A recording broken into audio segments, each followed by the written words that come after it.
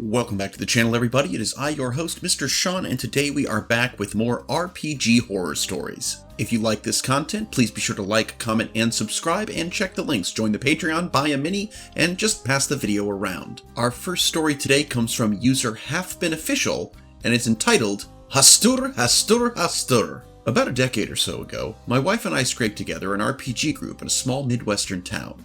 We drew in people from several counties and often provided transport for a majority of the players. We lived in the largest town in the area, but there was no real bus or mass transit service. Although we had a dearth of players, we had a surplus of GMs. Everyone had a different system they wanted to play and run, so we settled on a round-robin GMing style. Every 3 to 5 weeks, it was a weekly game night, a new player would GM. Some were better than others. We tried to give everyone a break, until Cthulhu Pants. Cthulhu Pants was an oddball. Coming from money, his dad was a retired government muckety-muck, his mom was an inventor or something, and voicing bizarre opinions that came from confused recollections of childhood friends around the globe. No one deserves happiness, the truth behind cancer is the confusion of the mind cell network, that kind of thing. It was always hard to tell if he was a broken kid or a masterful troll. Perhaps both. He ran an awful game based on the Slayers anime franchise with too many naughty jokes and no adventure whatsoever. He ran an awful game based on Neon Genesis Evangelion, in which all the PCs were basically cardboard cutouts that repeated one phrase over and over again, no matter what question you asked them. But his crowning achievement was why we called him Cthulhu Pants. He ran the same scenario for us, the one you find in the back of every edition of Call of Cthulhu from 1 to 5. The Haunted House.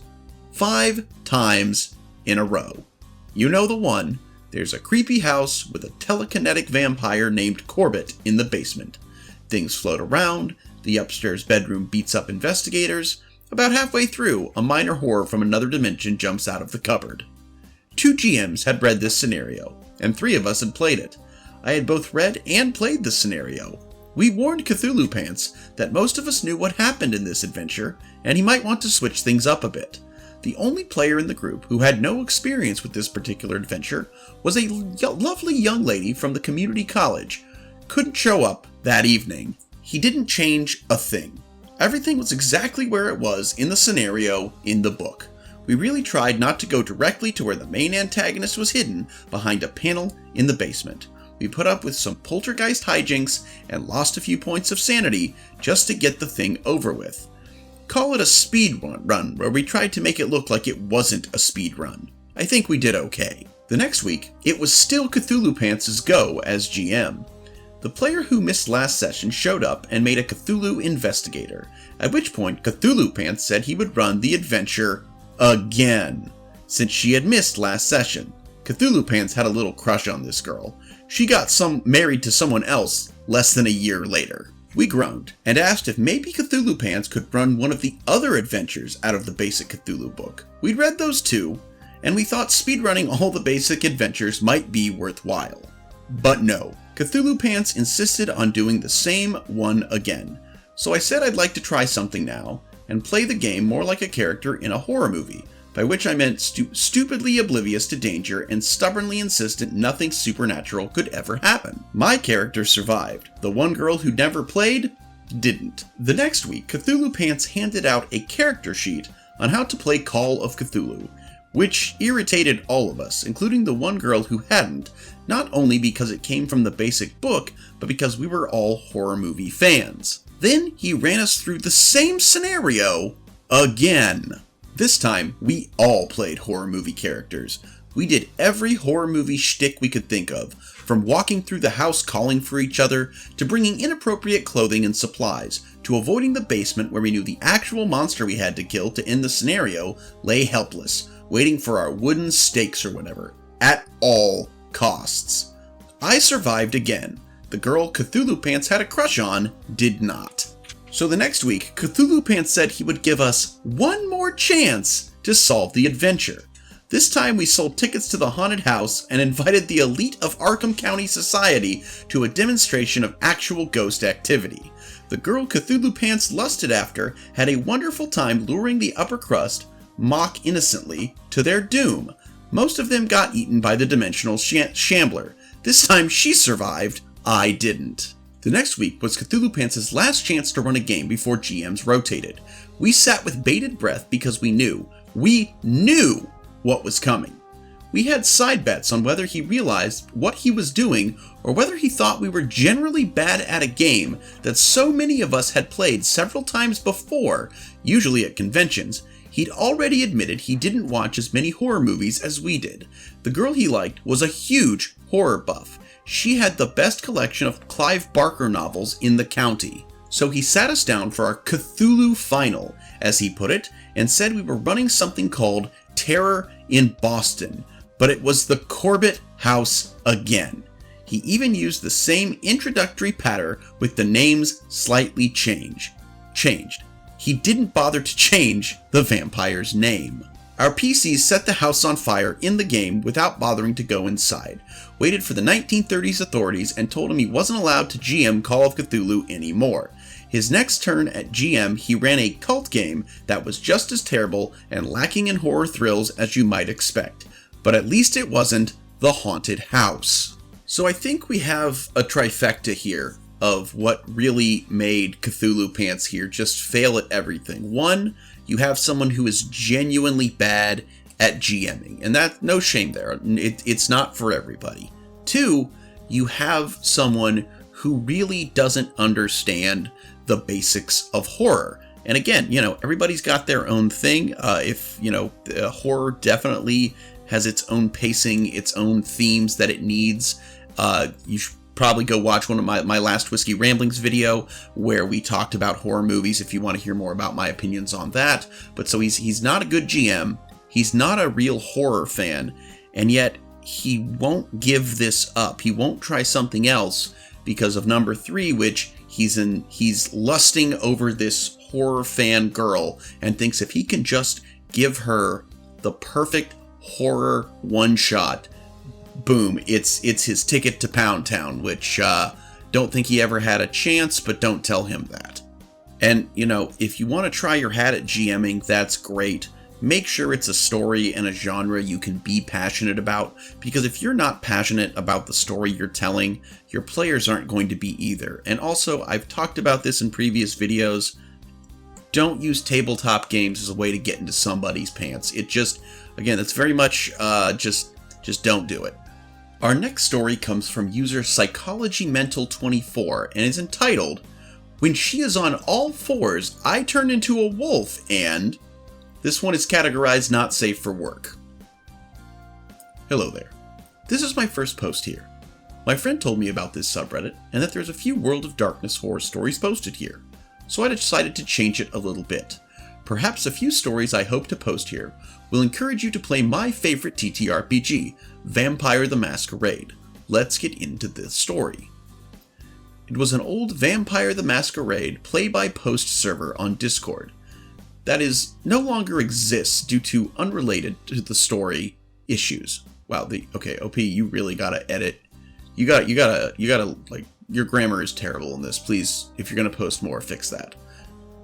We had very few players, and we had only one storyteller, GM. I believe no one on the server knew each other in real life. It was the Anarch-oriented sandbox game, but later Camarilla sect was also allowed for the players. The Anarch are kindred who rebel against the oppression of the Camarilla and want to create their own society, while Cams are very authoritarian and conservative, where the old vamps rule over everyone else. One day, we were joined by the couple who were in a real-life relationship, and they wanted to play vampires who were also in a relationship with each other.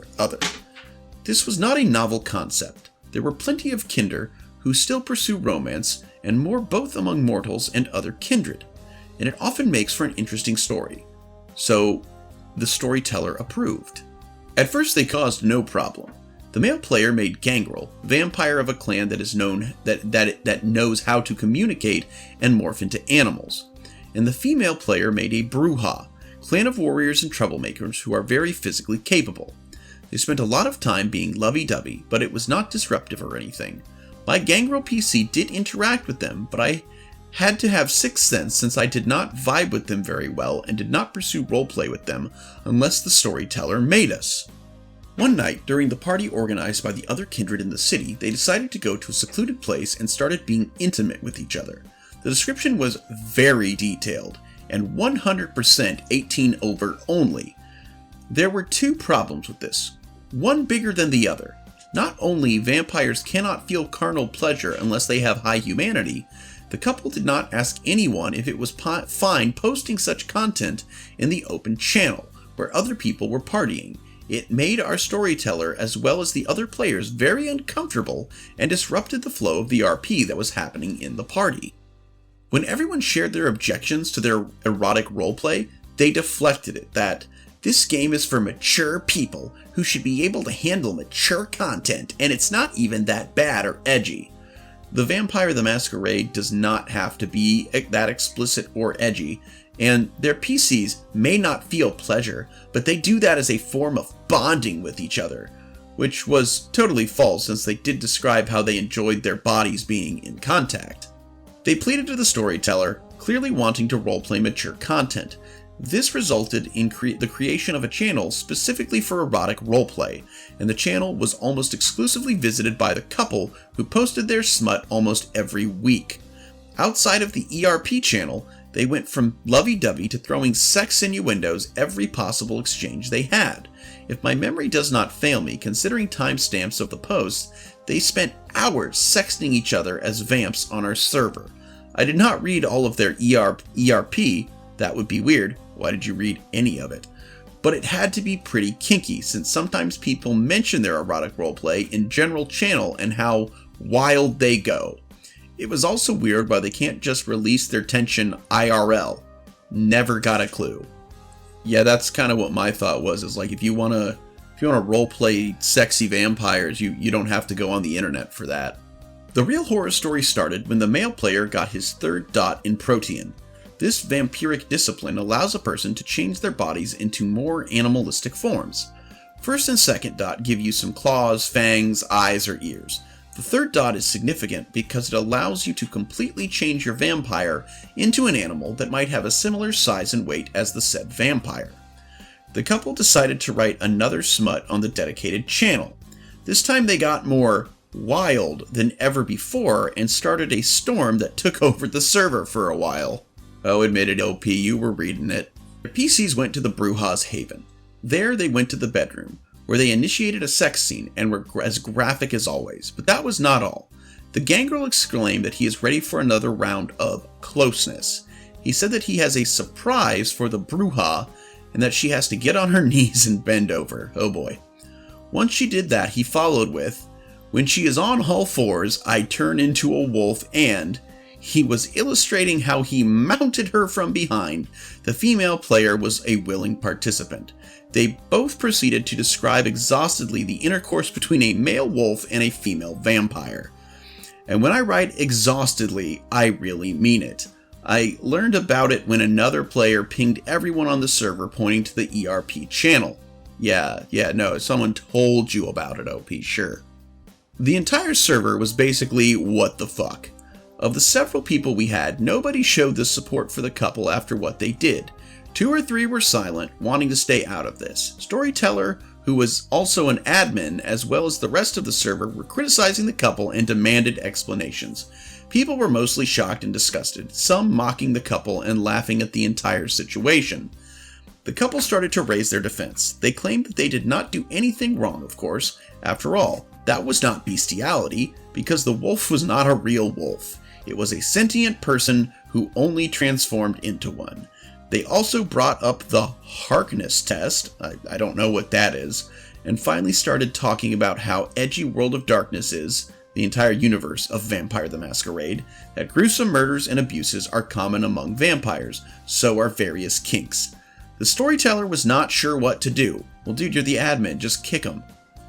But then someone else brought up that they have a dog. They shared a picture of the dog on another channel and started questioning their IRL intimate life. Alright, that might be a step too far. The couple deflected that it means nothing and that they did not do such things IRL. Even if it was true, Most of us did not believe that, and the storyteller told them that they are not welcome here. They creep too many people out, and that their paraphilia is not tolerated in her game. Just before being banned, the male player accused everyone of being bigots and furry phobic. After that, I decided to stop playing my gangrel and play as a Camarilla Ventru workaholic, sitting in an office in my skyscraper the whole night, making phone calls and checking if I am making profit, all by myself with no animals around. TLDR, a couple uses Vampire the Masquerade server to publicly roleplay bestiality, gets booted, claiming bigotry. Well, OP, while these two definitely had a kink of some kind, I mean, definitely think they've got some furriness going on, definitely think they had some mild level of at least online exhibitionism. I think it might be a step too far to say they do things to their dog. I don't know. I don't think you have any proof of that. And, but yeah, they should not have, they were a real life couple. They could definitely play out these kinks at home. They did not have to bring them into your online server, especially when it was not set up as an ERP server. That's, definitely they are in the wrong, but you know, let's not throw rumors around that we don't have any proof, I guess. But no, they're definitely weirdos. Alright guys, I think we have time for one more story in this video, and so we're going to go with this story by user Stuck With Name, and it's entitled Loki's Unfun House. Many moons ago, a friend of mine got invited to a game where min-maxing and PvP were not just encouraged, but central to the game. So with my help, he broke the game and the GM. Oh, are you the horror story OP? My friend had someone at work starting up a 2nd edition D&D game back when that was the latest edition. Ooh, in the before time, in the long ago. They called it Loki's Funhouse, and had run the scenario before. Okay, so we're talking like classic Loki, not Tom Hiddleston Loki, gotcha. Apparently, it's a maze of rooms with nasty traps, baddies, etc. Each PC starts in a different room. There are no dead ends. Last character standing wins. Yes, last character standing wins. There was a victory condition. The idea was to make your way through the maze and survive while taking out the opponents, but any good min-maxer knows that it's about the rules, not the ideas. Character creation was a set pile of XP, money, and stat points, enough to make a 20th level if single classed.